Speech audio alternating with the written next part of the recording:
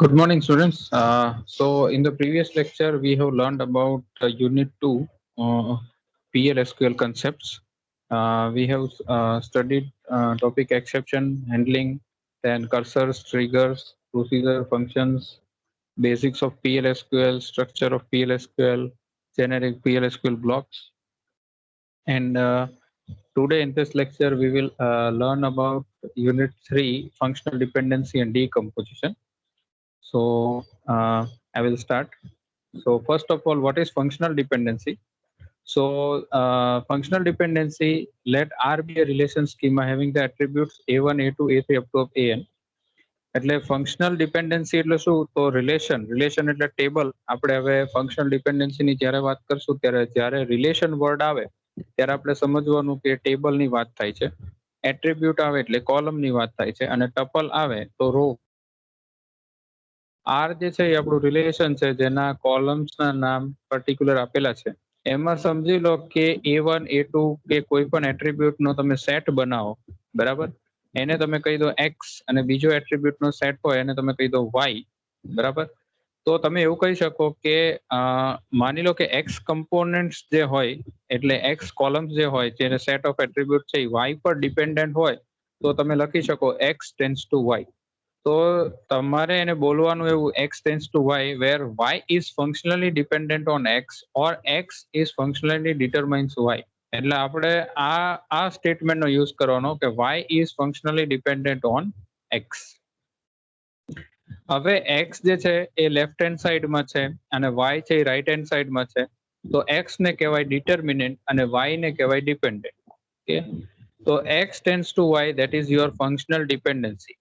એટલે જ્યારે તમે set of attribute or set of attribute એનું તમે ગ્રુપ બનાવો, એને તમે કહી દીધું એક્સ અને બીજો સેટ બનાવો એને કહી દીધું તમે Y. when y is functionally dependent on x, બરાબર? y ની અંદર જેટલી કોલમ હોય x ની કોલમ પર ડિપેન્ડન્ટ હોય તો આપણે એવું લખી શકાય x ટેન્ડ્સ ટુ y અને આને કહેવાય ફંક્શનલ ડિપેન્ડન્સી, જેમાં x જે છે એ આપણો કહેવાય ડિટર્મિનન્ટ અને y છે એ આપણો ડિપેન્ડન્ટ.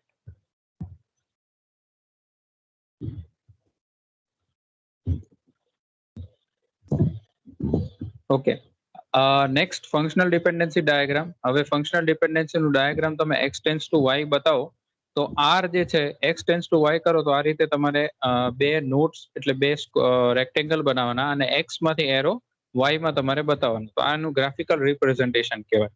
હવે અહીંયા નીચે એક એક્ઝામ્પલ આપેલો છે કે એકાઉન્ટ, એની અંદર એકાઉન્ટ નંબર, બેલેન્સ અને બી નેમ ત્રણ કોલમ છે. તો એકાઉન્ટ નંબર છે એ તમારો પ્રાઇમરી કી છે, બેલેન્સ અને બી નેમ છે એ તમારો નોર્મલ એટ્રીબ્યુટ છે. તો તમે એકાઉન્ટ નંબર જે છે એના ઉપર બેલેન્સ અને બી નેમ ડિપેન્ડન્ટ છે. તો તમે શું કહી શકો? એકાઉન્ટ નંબરમાંથી બે એરો, એક બેલેન્સ ને અને એક બી નેમ ને જો તમે પાસ કરો તો તમે કહી શકો કે account number tends to balance અને બી નેમ. જો એકથી વધારે એટ્રીબ્યુટ હોય તો તમે કર્લી બ્રેકેટમાં લખી શકો. આ એક્ઝામ્પલ છે આપણી ફંક્શનલ ડિપેન્ડન્સી, બરાબર? નેક્સ્ટ છે ફૂલ ડિપેન્ડન્સી, ફૂલ ફંક્શનલ ડિપેન્ડન્સી. તો જ્યારે તમારી જે પ્રાઇમરી કી હોય એના ઉપર તમારા ટેબલને બધી જ કોલમ ડિપેન્ડન્ટ હોય તો તમે એને ફૂલ્લી ફંક્શનલ ડિપેન્ડન્ટ કહી શકો. અહીંયા આપણને એક એક્ઝામ્પલ આપેલો છે જેમાં CID, account number, access date, balance અને બી નેમ આટલા ટેબલની અંદર કોલમ છે, જેની અંદર CID અને ANO એ કમ્બાઈન થઈ અને તમારી પ્રાઇમરી કી બનાવે છે, જેના અંદર તમારા CID અને એકાઉન્ટ નંબર બેના ઉપર એક્સેસ ડેટ, બેલેન્સ અને બી નેમ ડિપેન્ડન્ટ છે, જ્યારે કે બેલેન્સ અને બી નેમ ખાલી એકાઉન્ટ નંબર પર ડિપેન્ડન્ટ છે. તો એનો અર્થ એવો થયો કે તમે CID ઓર એકાઉન્ટ નંબર એ તમે જો રિમૂવ કરો તો તમારી એક્સેસ ડેટ જે છે એ એક્સેસ થાય નહીં. તો આ એક્સેસ ડેટ, બેલેન્સ અને બી નેમ જે છે એ ત્રણેય તમારી પ્રાઇમરી કી પર ડિપેન્ડન્ટ છે. તો આ ડિપેન્ડન્સીને ફૂલ્લી ફંક્શનલ ડિપેન્ડન્સી કહેવાય. જ્યારે કે બેલેન્સ અને બી નેમ વાળા જે બે એરો છે એ ખાલી એકાઉન્ટ નંબર પર ડિપેન્ડન્ટ છે, તો એ ફૂલ્લી ફંક્શનલ ડિપેન્ડન્ટ કહેવાય નહીં. ઓકે, આટલી વસ્તુ આની અંદર તમારે જોવાની છે, બરાબર? નેક્સ્ટ ટ્રાઇવલ ડિપેન્ડન્સી અને નોન ટ્રાઇવલ ફંક્શનલ ડિપેન્ડન્સી. તો ટ્રાઇવલ ડિપેન્ડન્સી અને નોન ટ્રાઇવલ ડિપેન્ડન્સી શું હોય? હલો સર, ફૂલી ડિપેન્ડન્સી એકવાર ફરીથી એક્સપ્લેન કરો ને સર, એક્ઝામ્પલ એનું. ઓકે, જો ફરીથી જોઈ લઈએ. ફૂલી ફંક્શનલ ડિપેન્ડન્સી. ફૂલી ફંક્શનલ ડિપેન્ડન્સી ની અંદર કેવું છે, હું તમને અહીંયા નોટપેડમાં લખીને બતાવું. જો આ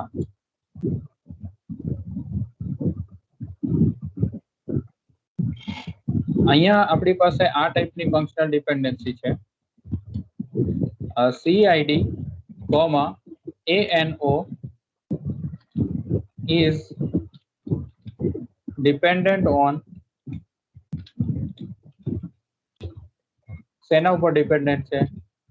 તો access underscore date, balance, bname. આ તમારી એક ફંક્શનલ ડિપેન્ડન્સી. બીજી જે છે એના અંદર એવું છે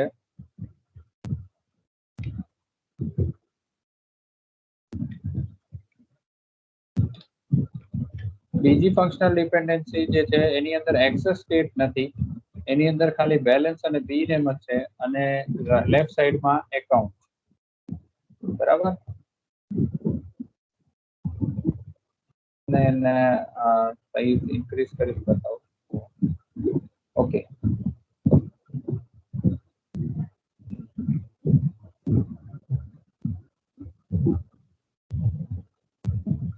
જો હવે તમને અહીંયા ક્લિયર દેખાતું હશે કે નીચે જે આપણો ડાયાગ્રામ છે એની અંદર, અને મેં નોટપેડમાં બનાવ્યું, જો CID અને એકાઉન્ટ નંબર, બરાબર, એ તમારો ડિટર્મિનેન્ટ થયા, એટલે એ કમ્બાઈન કરી અને તમારું પ્રાઇમરી કી બનાવે છે.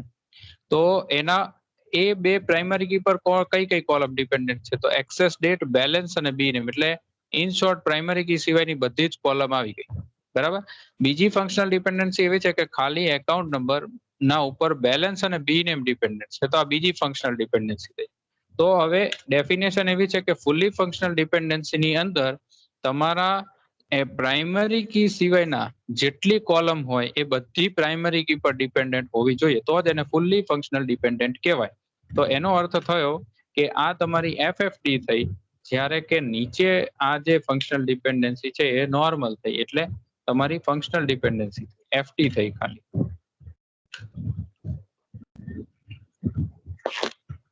બરાબર. એટલે જે ઉપરવાળો કેસ છે એ તમારી FFD થઈ, એટલે ફૂલી ફંક્શનલ ડિપેન્ડન્સી, અને નીચે વાળો કેસ રહ્યો એ FD. આમાં ડાયાગ્રામ કન્ટિન્યુઅસ ડ્રો કરી છે એટલે તમને ખ્યાલ નથી આવતો, પણ એરો ઉપરથી તમે નક્કી કરી શકો.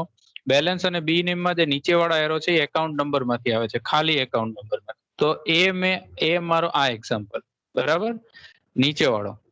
અને જે બીજો કેસ છે આપણો CID, એકાઉન્ટ નંબર, જે પ્રાઇમરી કી છે એના ઉપર એક્સેસ ડેટ, બેલેન્સ અને bname, એટલે બધી જ કોલમ તમારા પ્રાઇમરી કી ઉપર ડિપેન્ડન્ટ છે. બરાબર. એટલે એ ઉપર વાળો જે કેસ રહ્યો આપણો એ આપણી ફૂલી ફંક્શનલ ડિપેન્ડન્સી થઈ.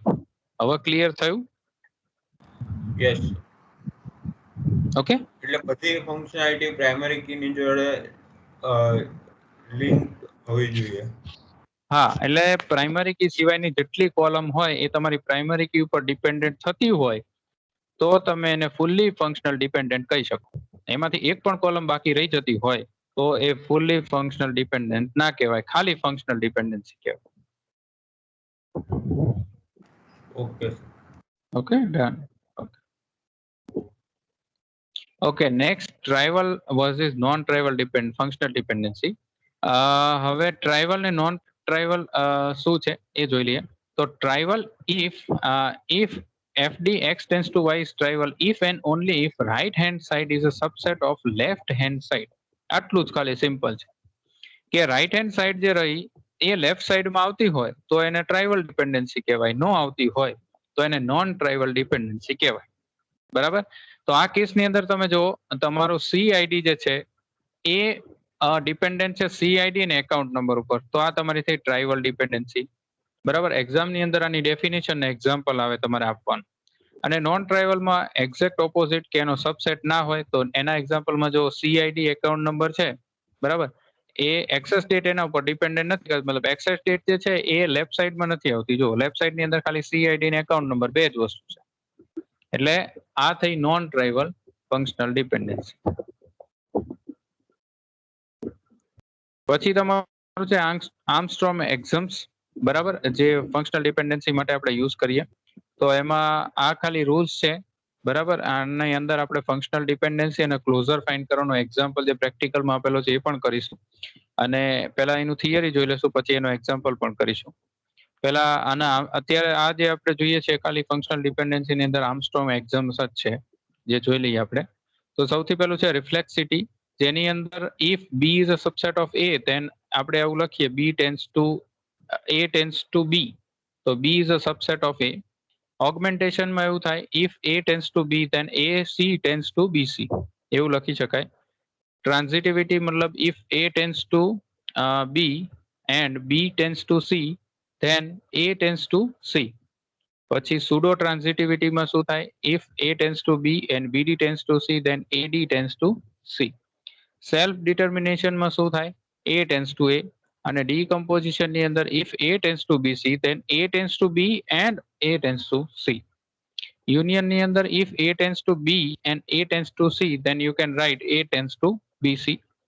અને last તમારું composition, if A tends to B and C tends to D, then AC tends to BD. બરાબર. આ ખાલી આર્મસ્ટ્રોંગ એક્ઝામ્સના રૂલ છે, ખાલી તમને એક્ઝામમાં પૂછાય તો તમારે એને લખવાના થાય. બરાબર. અને નેક્સ્ટ જે આપણો ટોપિક છે એ મેઇન છે રિડન્ડન્ટ ફંક્શનલ ડિપેન્ડન્સી. આની અંદર આપણે આ સ્ટેપ્સ પરફોર્મ કરશું અને એનો એક્ઝામ્પલ જે છે એ આપણે સોર્ટ આઉટ કરીશું, એ આપણે નેક્સ્ટ લેક્ચરમાં કરીશું. અને પ્લસ ક્લોઝર આપણે જોવાનું છે, આ વસ્તુ આપણે નેક્સ્ટ લેક્ચરમાં કરીશું. અને લાસ્ટ આપણું ડીકમ્પોઝિશન રહેશે આ યુનિટની. તો આજે આપણે લેક્ચરમાં શું જોયું એ એકવાર સમરાઇઝ કરી લઈએ. સૌથી પહેલા આપણે જોયું કે વોટ ઇઝ એફડી. તો એફડી ને કેવી રીતે રિપ્રેઝન્ટ કરી શકો, તો x tends to y, where x is a set of attribute, y is also a set of attribute, where y is dependent on x is determinant and y is dependent. x tends to y, આ રીતે તમે એનું graphical representation બતાવી શકો. Plus આપણે એનો example એક જોયો, એકાઉન્ટ નંબર, બેલેન્સ અને બી નેમ વાળો, જેમાં બેલેન્સ અને બી નેમ એકાઉન્ટ નંબર પર ડિપેન્ડન્ટ છે. પછી ફૂલી ફંક્શનલ ડિપેન્ડન્સી જોઈ, જેની અંદર તમારા ટેબલની બધી જ column other than your primary key is dependent on primary key, that is fully functional dependency, otherwise it is simple FD. Then we have seen trivial and non-trivial dependency, where your right hand side should be subset of left hand side. If it is, then it is referred as trivial dependency, otherwise non-trivial dependency. પછી આપણે જોયું Armstrong exams, એમાં આપણે rules જોયા, reflexivity, augmentation, transitivity, pseudo transitivity, self determination, decomposition, union, composition. Okay, બોલો આટલે સુધી કોઈને કઈ ડાઉટ?